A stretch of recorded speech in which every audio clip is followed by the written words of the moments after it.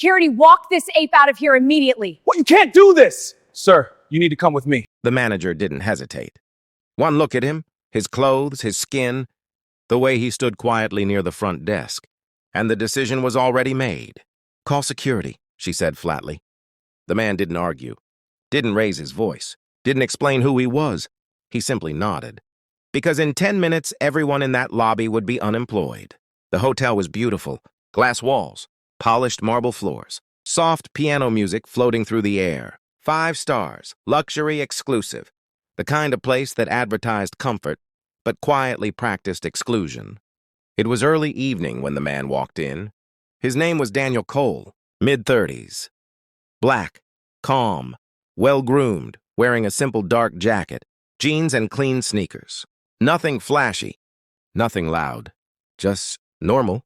He carried no luggage, no assistant, no entourage. He walked up to the front desk like any other guest.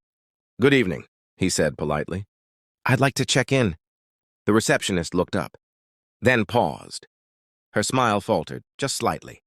She glanced at his clothes, then at his face, then behind him, as if she expected someone else to appear. "Do you have a reservation?" she asked. "Yes," Daniel replied calmly. "Under Cole." She typed, stopped, typed again. Her eyes narrowed. "I don't see it," she said. Daniel tilted his head slightly. "That's strange." It was confirmed this morning. She didn't look again. Instead, she called over the manager. The manager's name tag read Karen Whitmore. Perfect hair, sharp blazer, a smile that looked professional but felt cold. "What seems to be the problem?" Karen asked. The receptionist leaned in and whispered something. Karen's eyes moved slowly over Daniel, from head to toe. Then she smiled, tight and forced. "Sir," she said, "this is a private hotel." Daniel blinked. "I'm aware. We tend to cater to a specific clientele." Daniel nodded. "And I am one." Karen's smile didn't change. "I'm going to need to ask you to leave." The lobby went quiet. A couple near the elevator slowed. A bellhop stopped walking. Daniel remained calm. "On what grounds?" he asked. Karen's eyes hardened. "You're causing discomfort," she said. "And loitering without a valid reservation." Daniel let that sit. Then he asked one simple question. "Would you say that to me if I looked different?" Karen's face flushed. "That's inappropriate," she snapped. "Security!" 2 security guards approached. Big, intimidating, uncomfortable. "Sir," one said, "you need to step outside." Daniel looked around the lobby, at the artwork, at the chandeliers, at the hotel logo engraved into the marble floor. Then he smiled slightly. "All right," he said. "But before I do, give me 10 minutes." Karen laughed. "Unbelievable," she scoffed. "Escort him out." Daniel raised a hand. "No need," he said. "I'll wait right here." The guards hesitated, then looked at Karen. She rolled her eyes. "Fine, 10 minutes." Then he's gone. Daniel stepped aside and sat on a leather chair near the window. He took out his phone and made one call. If you're still watching, like, subscribe, and turn on post notifications. This is where everything turns. Because the man they were about to throw out was the man who owned the building. Stay with me. 10 minutes passed. Karen checked her watch, smirked. "Time's up," she said. "Remove him." Before the guards could move, the front doors opened, and in walked 6 people, men and women in tailored suits.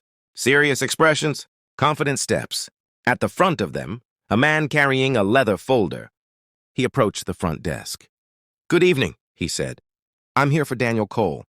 Karen frowned. "Who?" The man turned, pointed. "That gentleman." Daniel stood. Karen's blood drained from her face. "Oh," she said nervously. "Is there some confusion?" Daniel walked forward slowly. "No confusion at all," he said. "Just confirmation." He turned to the suited man. "Please," Daniel said calmly, "go ahead." The man opened the folder. "Ladies and gentlemen," he said loudly enough for the lobby to hear, "I'd like to formally announce that as of today, this property is now fully owned by Cole International Holdings." Murmurs spread instantly. The man continued. "And this," he said, gesturing to Daniel, "is the sole owner and CEO." Silence. Pure, heavy, unavoidable. Karen's mouth opened. No sound came out. Daniel looked at her. You called security on me, he said evenly. You accused me of loitering. You told me I didn't belong, Karen stammered. I didn't know. Daniel raised a hand.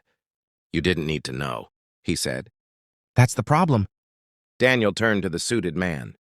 Bring up the report, he said. The man nodded. Over the past 3 months, he read, we've documented multiple complaints regarding discriminatory behavior from staff at this location. Guests turned away. Reservations mysteriously missing, security used selectively. Karen shook her head violently. That's not true. Daniel looked at the receptionist. The guards, the bellhop, all of you participated, he said, or stayed silent. He took a breath. Effective immediately, Daniel said clearly. This entire management team is terminated. Gasps. Karen dropped her clipboard. You can't do this, she shouted. I've worked here for years. Daniel met her eyes. So have the people you turned away, he said. And they deserved better. Security, different security now, escorted Karen and the management staff out. Guests whispered. Phones recorded. Reality set in. Daniel turned to the remaining staff. This hotel will reopen tomorrow, he said, with new leadership, mandatory training, and a zero-tolerance policy for discrimination. He paused. If you can treat every guest with respect, he said, you're welcome to stay. Then he walked toward the elevator. Not angry, not loud, just resolved. They saw a black man in casual clothes and decided he didn't belong. They forgot that wealth doesn't always announce itself. That power doesn't need permission. That respect should never be conditional.